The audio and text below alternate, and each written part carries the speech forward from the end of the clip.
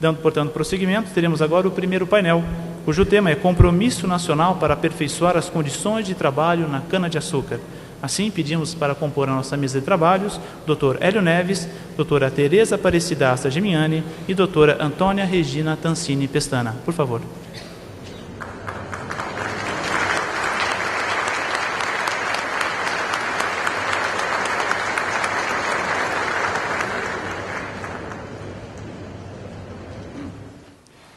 Excelentíssimo senhor presidente do Tribunal Regional do Trabalho, desembargador Flávio Alegrete de Campos Cooper, em nome de quem cumprimento todos os presentes, advogados, autoridades, professores, estudantes, juízes, desembargadores, servidores públicos, dirigentes sindicais, senhoras e senhores. Bom dia a todos. Primeiramente, eu quero expressar a minha alegria e emoção, pois este evento tem um sabor especial para mim. Primeiro, um evento de âmbito nacional, com essa plateia maravilhosa, e aqui na minha cidade de Araraquara, tão querida. Então, eu só tenho a agradecer e a presença de todos. E seguindo, não posso deixar de agradecer também o Dr. Cooper, nosso presidente, e o desembargador Samuel Hugo Lima, que, de uma forma muito especial, nos honraram, né, e privilegiou novamente Araraquara, sediando aqui o Congresso do Trabalho Rural. E, diante disso, então, nós vamos abrir nossos trabalhos com o primeiro painel. E é com muita satisfação que abrimos, nesse momento, o primeiro painel do 16º Congresso Brasileiro de Direito do Trabalho Rural, destacando que o tema a ser abordado, o compromisso nacional para aperfeiçoar as condições de trabalho rural na cana-de-açúcar, possibilitará, sem sombra de dúvida, importante aprendizado a todos nós, operadores de direito, dada a inegável capacidade dos palestrantes. Ele trata-se de um tema instigante, atual e que propiciará profunda abordagem pelos expositores. Ele aborda o compromisso nacional, talvez alguns não conheçam, foi uma experiência pioneira de diálogo e negociação entre o governo federal, os trabalhadores e empregados, com o objetivo de padronizar as melhores práticas trabalhistas nas atividades manuais de cana-de-açúcar no Brasil, bem como promover a reinserção dos trabalhadores desempregados pelo avanço da tecnologia da colheita, o que certamente marca, né, a evolução das relações capital e trabalho no Brasil e tem servido de modelo para outros setores. Este compromisso ele foi construído por meio de uma mesa de diálogo, a convite do então presidente da República na época, Luiz Inácio Lula da Silva, sendo que a presidente Dilma deu prosseguimento e continuidade ao trabalho, juntamente com o secretário-geral da Presidente da República, o ministro Gilberto Carvalho. Os trabalhadores, eles foram representados pela Confederação Nacional dos Trabalhadores na Agricultura, CONTAG, e Federação dos Empregados Rurais Assalariados do Estado de São Paulo, FERAESP, na pessoa do senhor Hélio Neves.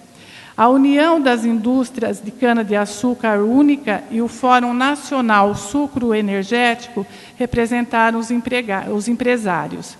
E o governo federal participou com integrantes da Secretaria-Geral e Casa Civil da Presidência da República e dos Ministérios da Agricultura, Pecuária e Abastecimento, do Ministério do Trabalho e Emprego, da Educação, do Desenvolvimento Agrário e do Desenvolvimento Social e Combate à Fome. Este modelo ele foi, inclusive, citado pelo Tribunal Superior do Trabalho pelo seu caráter inovador no seminário sobre liberdade sindical em 2012. E também foi reconhecido em 2011, durante a 100ª Conferência da Organização Internacional do Trabalho, OIT, na Suíça. E eu queria deixar claro o seguinte, que essa negociação tripartite entre empregados, empresários e governo, que o governo não atua como mediador, mas ele tem atuado como parte, que eu acho que é um grande avanço. E, após essas breves considerações, e apesar dos expositores dispensarem apresentações, eu farei um resumo do currículo primeiro do senhor Hélio Neves. Hélio Neves, 55 anos. Foi trabalhador rural, cortador de cana, desde os 13 anos de idade, empregado na fazenda Apeninos, município de Rincão, São Paulo. Presidente do Sindicato dos Empregados Rurais de Araraquara, fundador e atual presidente da Federação dos Empregados Rurais Assalariados do Estado de São Paulo, FERAESP.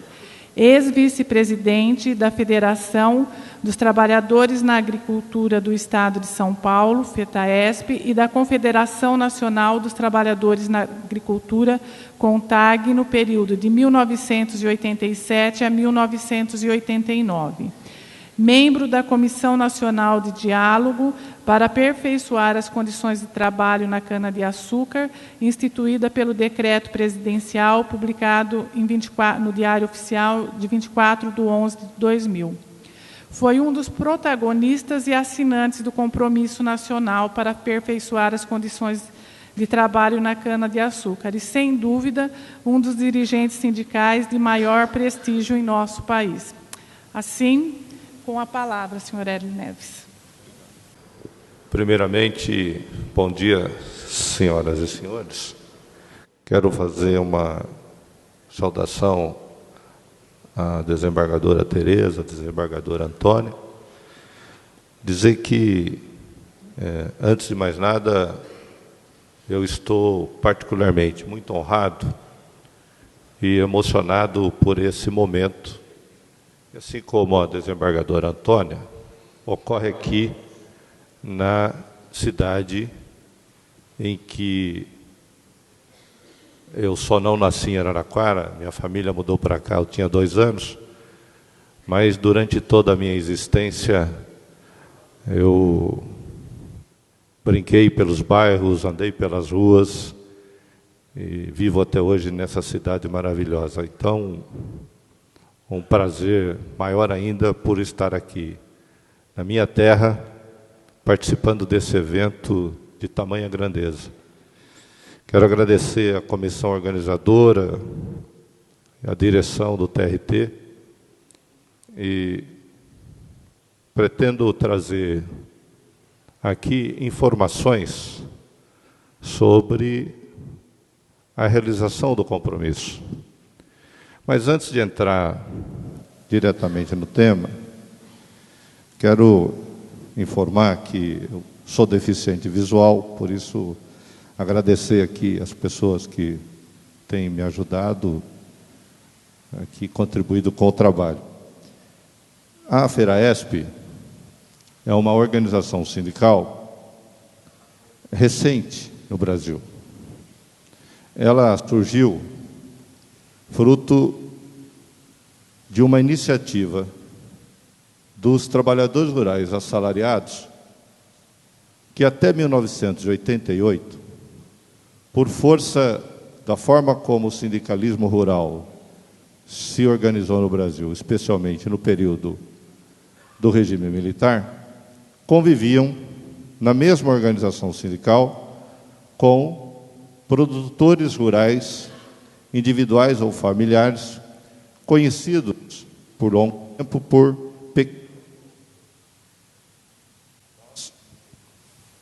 alguma coisa aqui. Nós, empregados rurais, assalariados do corte de cana, da colheita da laranja, da colheita do algodão, aos ventos da nova Constituição de 1988, imaginamos que poderíamos, no exercício de liberdade, organizarmos um sindicalismo que tivesse, na especificidade da defesa dos interesses da categoria, sua principal vocação. Portanto, a FERAESP e seus sindicatos filiados, muitos deles aqui presentes, a quem eu agradeço um agradecimento especial, é fruto de um desmembramento da categoria eclética que estava representada na Federação dos Trabalhadores na Agricultura, pequenos produtores rurais e os assalariados rurais.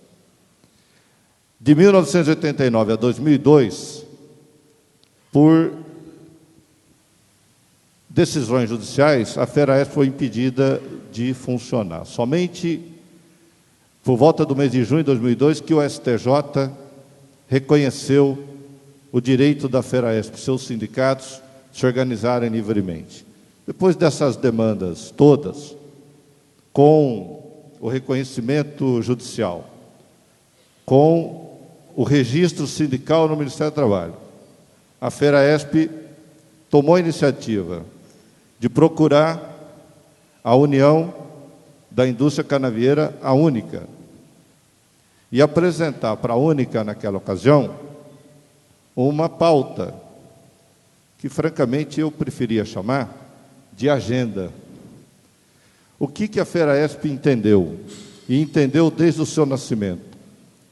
Que a forma como o sindicalismo brasileiro se organiza, pautado apenas por instrumentos e por regras previamente estabelecidas, muitas delas desatualizadas, não conseguiria representar com efetividade os interesses dos trabalhadores. Entendeu a FERAESP que deveria procurar tanto a única como a Federação da Agricultura, representante do empresariado, e a única porque as usinas de cana-de-açúcar e os fornecedores compõem, ainda hoje, o maior número de empregados rurais do estado de São Paulo.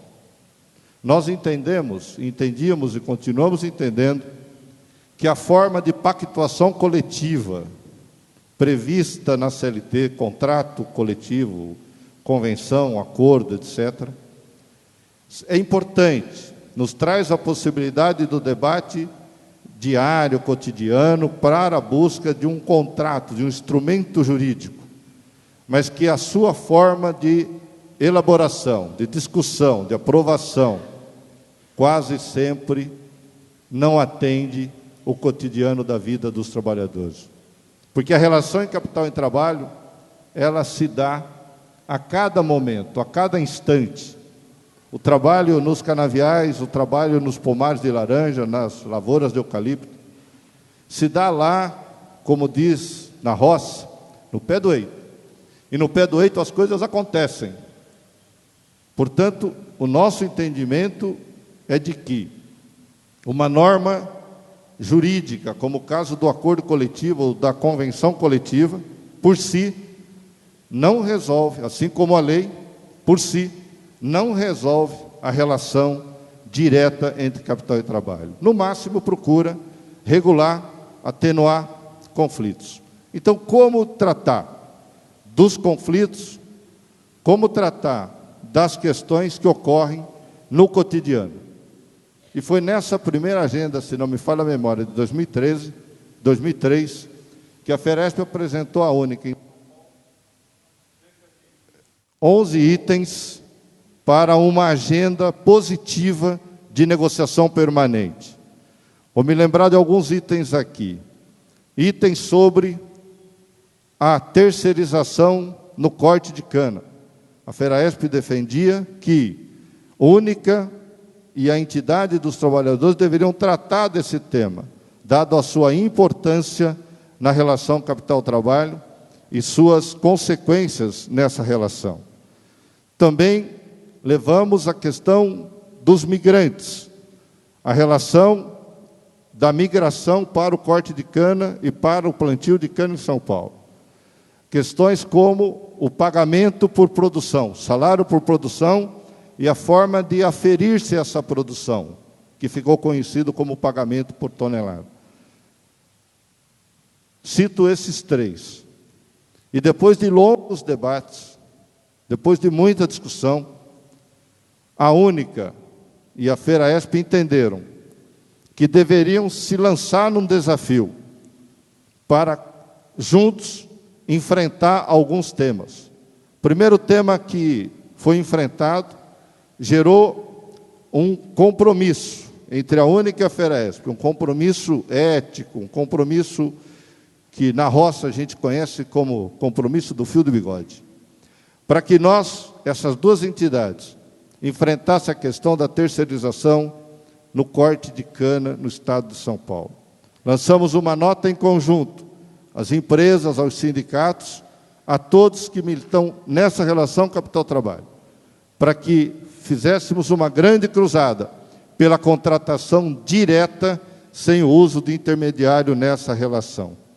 Era, então, uma iniciativa conjunta da entidade empresarial e da entidade dos trabalhadores para combater aquela que ficou sempre conhecida entre nós como atividade do gato e que tantos problemas nos trouxe ao longo dessa relação capital-trabalho no campo.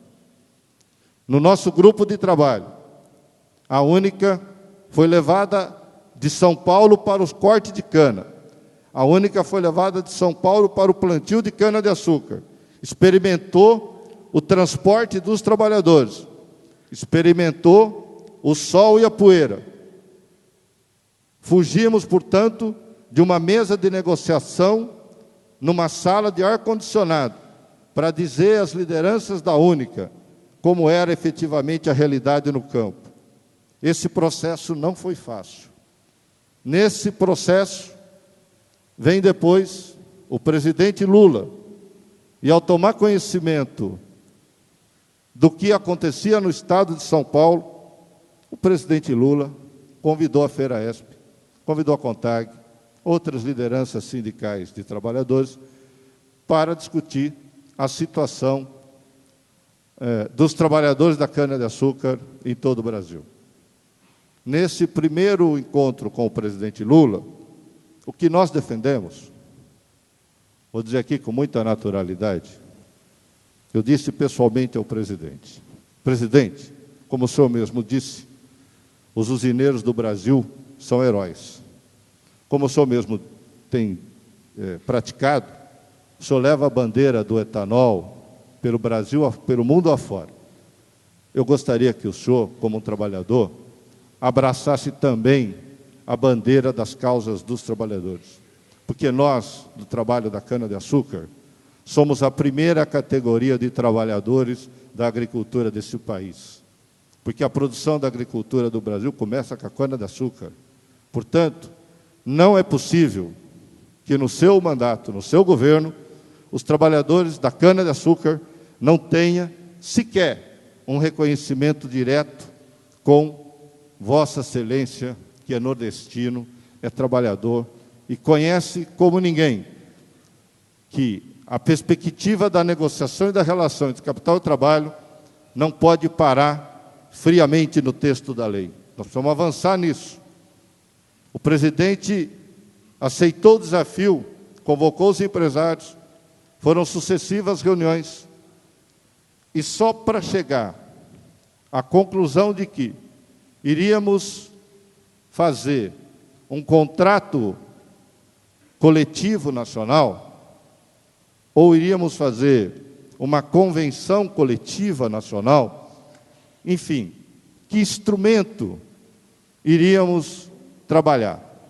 Só este ponto foi motivo de longas reuniões, de longos debates, que envolveu representações patronais do setor da cana-de-açúcar do Brasil inteiro, representação da CONTAG e da FERAESP, como disse a desembargadora Antônia.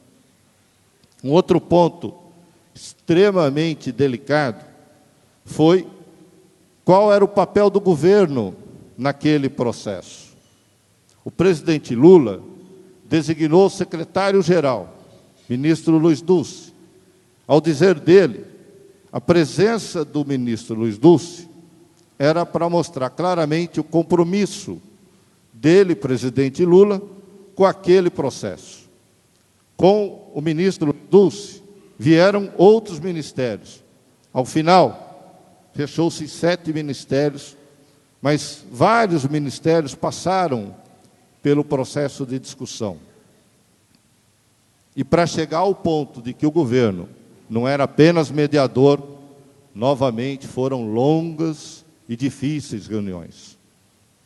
Primeiro porque o governo demorou a entender que ele deveria ser parte. E por que ser parte? Não porque apenas mediador entre a relação capital-trabalho.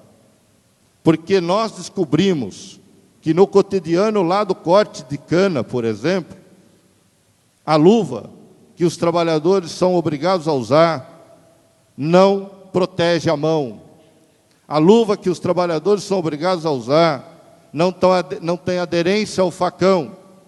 O facão escapa, a mão é machucada. E este que deveria ser um equipamento de proteção individual é um equipamento que prejudica os trabalhadores. Descobrimos lá no pé do eito que o óculos que nos foi imposto para proteção da visão embaça, suja, mantém poeira e impede o trabalhador, muitas vezes, de enxergar onde vai o golpe do facão. Descobrimos que o governo brasileiro não normatiza adequadamente essa certificação do que são os EPIs. Descobrimos que os EPIs, muitas vezes, são certificados por interesses de mercado e não são certificados com a vocação na proteção da saúde. Portanto, sensibilizamos o governo de que ele deveria ser parte, porque, ao nosso ver, ele tem responsabilidade nas coisas que acontecem. E a omissão do Estado naquilo que lhe incumbe nos trazia conflitos e nos trazia prejuízos enormes, muitas vezes irreparáveis, quanto à saúde dos trabalhadores. Falta de normatização, falta de fiscalização. Outro ponto que nos convenceu de que o Estado deveria estar presente é a própria questão da migração. Quando trabalhadores de uma região ou de várias regiões do país são levados a milhares e milhares de quilômetros de distância, sem saber muitas vezes o que vai acontecer lá nos locais de moradia, nos locais de trabalho.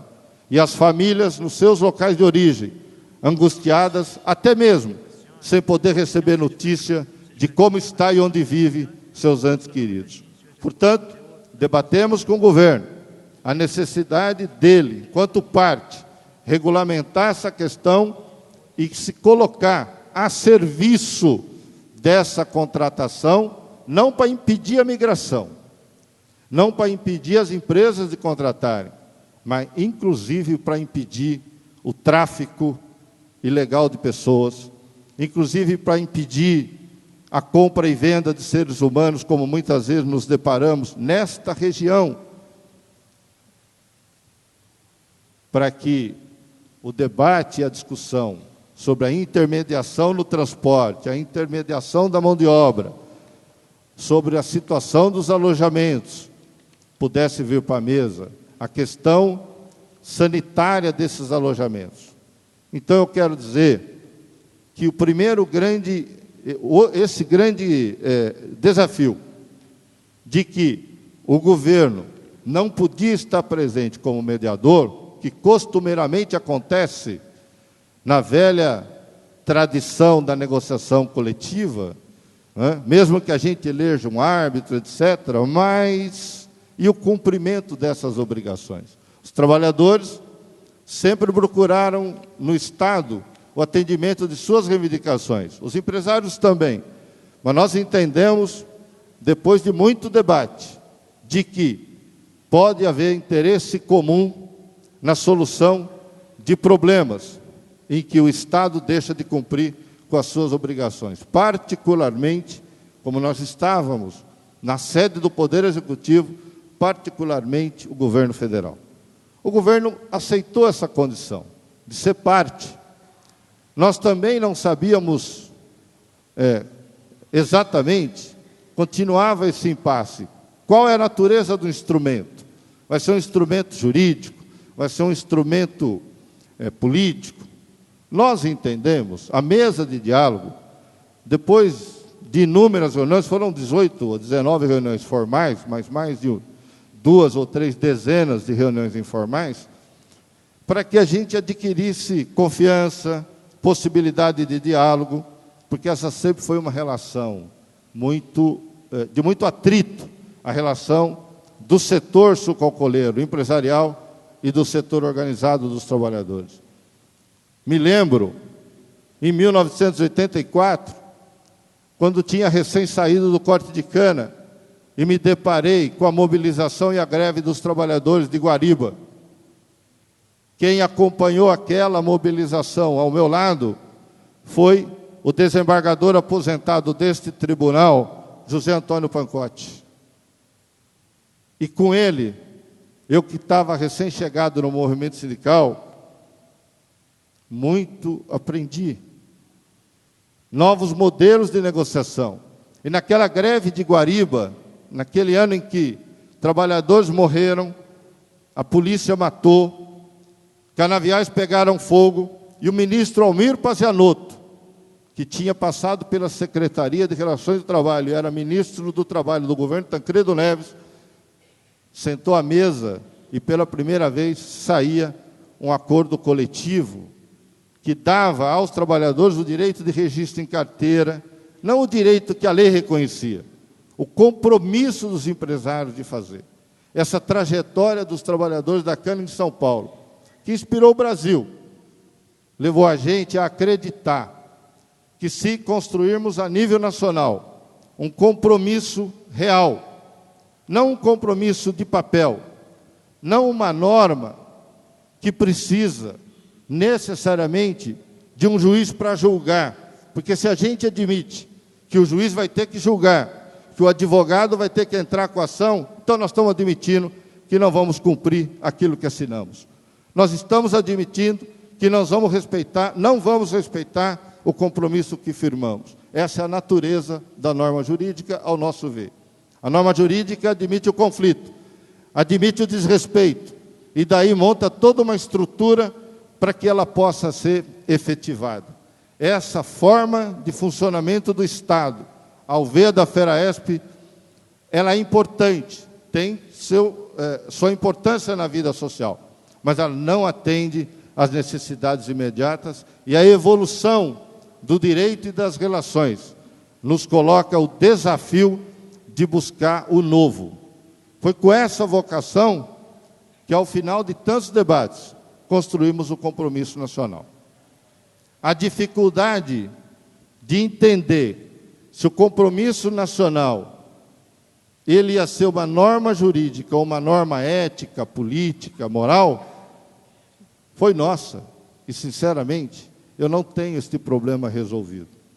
Penso que, se as partes desejarem, os empregadores e os empregados, construir um contrato coletivo nacional para a cana-de-açúcar, vamos debater esse assunto. Mas onde nós chegamos? Chegamos a um compromisso inovador, com a participação de 7 ministérios, que gerou no Ministério do Trabalho grupo de trabalho para discutir os EPIs, a forma de certificação. Gerou no Ministério do Trabalho, para se ter uma ideia, um grupo que veio visitar o corte de cana para verificar as condições das luvas, para verificar as condições do óculos e para ver que tipo de certificação dos EPIs nós estamos fazendo no Brasil. Se reconheceu no governo de que os EPIs utilizados na agricultura, e particularmente na cana-de-açúcar, não são adequados nem testados nas condições do campo onde eles são efetivamente utilizados. O governo reconheceu que era necessário instalar centros do Serviço Nacional de Emprego em várias regiões do país, para que os trabalhadores pudessem, ao sair de suas regiões, já ter exame médico admissional, registro em carteira, uma série de outras situações. O governo se comprometeu com a requalificação profissional de 25 mil trabalhadores do setor da cana, cujo desemprego, pelo avanço da mecanização, todo mundo conhece. Infelizmente, boa parte dos compromissos firmados pelo governo, não tenho problema nenhum em afirmar isso, não foi cumprido. Por que não foi cumprido? Porque até hoje, os grupos de trabalho no Ministério do Trabalho não cumpriram seu papel. Até hoje, os escritórios que deveriam fazer as contratações dos migrantes pelo Nordeste, pelo Norte, por outras regiões, para ter não o controle, mas o zelo, porque cabe ao Estado zelar pela cidadania e pela dignidade. O governo não cumpriu integralmente esta meta. E dos 25 mil postos de requalificação profissional, chegou a cerca de 1.800 no Brasil inteiro. A dificuldade na renovação do compromisso não se dá apenas porque nós temos problemas com o setor empresarial ou com o movimento sindical. E nós temos problemas. Mas se dá também porque o governo brasileiro ainda não consegue honrar compromisso como esse que foi firmado. A gente pode dizer assim, olha, mas qual é o problema? A Constituição brasileira também não é respeitada? Porque se pegarmos a Constituição brasileira e formos levarmos a fundo, nós já teríamos, 25 anos depois da promulgação da Constituição, erradicado a pobreza e as desigualdades regionais. Teríamos construído uma república fundamentada no artigo 3º da Constituição Federal. Teríamos construído um sindicalismo livre e autônomo. Teríamos abolido da nossa convivência um sindicalismo preso à contribuição sindical, um sindicalismo preso à regra de categoria, um sindicalismo dividido enquanto o empresariado se une. Nós teríamos um sindicalismo capaz de representar com efetividade a classe trabalhadora. No Brasil não tem. O problema, portanto, não está na letra da lei. O problema está se nós estamos dispostos a nos desafiar para construir um país e uma sociedade melhor. Quero pontuar, para encerrar, algumas questões do compromisso. Como primeiro item, decidimos trabalhar para que as entidades e as empresas que aderissem ao compromisso deixassem de contratar trabalhadores para o trabalho manual na cana-de-açúcar sem a utilização do intermediário. Foi um compromisso firmado. E não é só no corte manual de cana, é no trabalho manual, que envolve herbicida, plantio manual, uma série de atividades no corte de cana, porque aquilo que mais nos toca é o corte de cana durante a safra. Mas o corte da cana para muda durante o plantio é igualmente ou ainda mais penoso do que o corte de cana durante a safra. Portanto, discutir a questão do contrato diretamente, esse ponto está no compromisso nacional. E para quem imagina, e nós sabemos, que o processo de tecnologia avança no campo e o corte de cana, ele tende a desaparecer, o corte manual, eu quero que vocês saibam, para quem não sabe, que essa evolução tecnológica não se dá no mesmo nivelamento em todo o país. Nós estamos falando do Nordeste, de Goiás, Mato Grosso do Sul, Mato Grosso, Paraná, Minas Gerais. Enfim, pensar um compromisso que nivelasse algumas condições e que enaltecesse as boas práticas na relação capital-trabalho, foi esse o nosso objetivo. Outro ponto importante, que eu pessoalmente julgo muito importante, que está no debate na ordem do dia, é quanto ao trabalho ou o pagamento por produção. Quero dizer aqui claramente que a FERAESP, entidade que eu represento, não é favorável ao trabalho por produção, nem ao pagamento por produção. Mas nós sabemos que o combate simplesmente à remuneração por produção não elimina os outros mecanismos de superexploração do trabalho. E no compromisso nacional nós conseguimos introduzir um elemento que antes era impensável para muita gente, que é impedir que as empresas que aderem ao compromisso assumem efetivamente o papel de não vincular mais nenhum tipo de pagamento aos seus líderes de campo, aos seus prepostos, ao turmeiro, ao dono do ônibus, nenhum tipo de pagamento. Ao seu administrador, nenhum tipo de pagamento vinculado, nem comissão, nem nada, aos ganhos dos trabalhadores. Porque a forma de gestão das empresas no campo, na laranja, no eucalipto, no café, vincula os ganhos da gestão à produção do trabalho. E a gestão impõe, na gestão do trabalho, mecanismos de superexploração do trabalho. Na gestão da contratação do trabalhador, exige que aquele trabalhador tenha uma comprovação anterior de altos índices de produtividade do trabalho. Portanto, os mecanismos que levam ao trabalho por produção estão muito mais além do que a remuneração. Aqui é um elemento importante. Nós consideramos um elemento importante. Mas simplesmente retirar o pagamento, na nossa visão, penaliza em muito os trabalhadores. Porque os mecanismos de contratação também é por produção ou por produtividade, os mecanismos de gestão também é, e não é particularmente isso uma regra da cana-de-açúcar, em praticamente todas as atividades do agronegócio brasileiro, inclusive nos frigoríficos de frango, né, nas fazendas leiteiras, na maçã no sul do país. Na minha militância sindical, andei pelo Brasil e posso afirmar aos senhores, a grande maioria do pagamento e do trabalho no agronegócio brasileiro se dá pela superexploração dos trabalhadores e isso afeta a dignidade. Esse é um problema que nós precisamos enfrentar, até porque tenho a convicção de que o sindicalismo no campo, no Brasil, precisa ser mudado. A Feresp nasceu com esse propósito, mas ela não faz isso sozinha. Por que esse sindicalismo precisa ser mudado?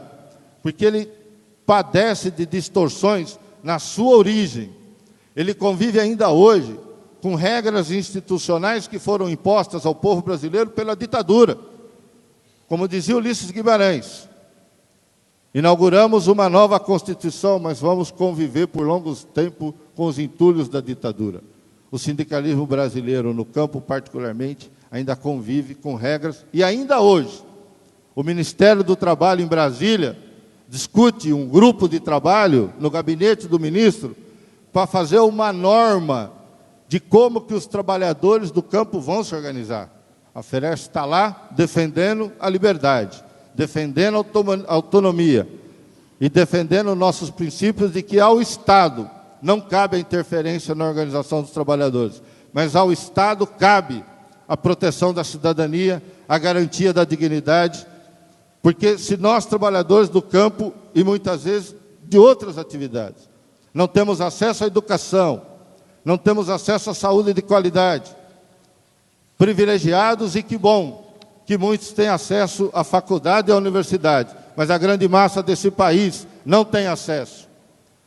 E assisti com tristeza a última pesquisa do IPEA, que trouxe 16 milhões de brasileiros vivendo abaixo da linha da miséria. E vejo com tristeza maior que quando se fala em linha da miséria, está se fixando R$70 de renda per capita por família, para dizer que R$70 é o Bolsa Família, e quem está acima de R$70 saiu da miséria. Eu me desafio a conviver um mês com uma renda de 70 ou de 100 reais. Me desafio.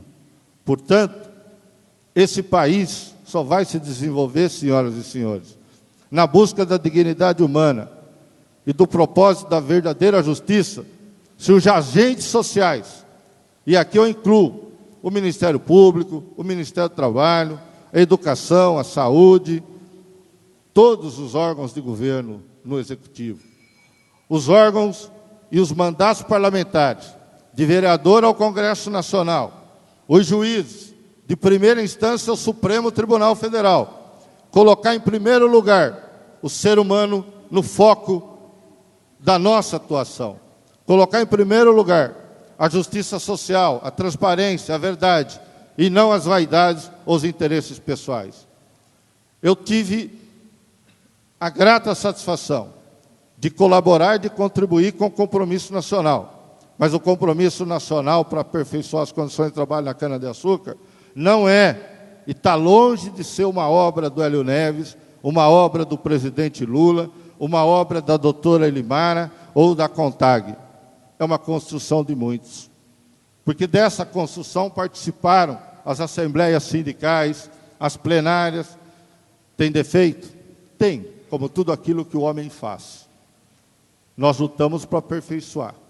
Infelizmente, neste momento, o compromisso está parado. Se encerrou em abril a sua validade. Não conseguimos ainda, por uma série de divergências, sequer voltarmos à mesa de negociação. Espero que o setor empresarial, que o sindicalismo e os agentes do governo, todos nós, tenhamos maturidade, tenhamos um altruísmo, vamos assim dizer, para que voltemos à mesa de diálogo, porque somente o diálogo propositivo e construtivo vai modificar a realidade de milhões e milhões de brasileiros que ainda vivem abaixo da linha da miséria. Obrigado.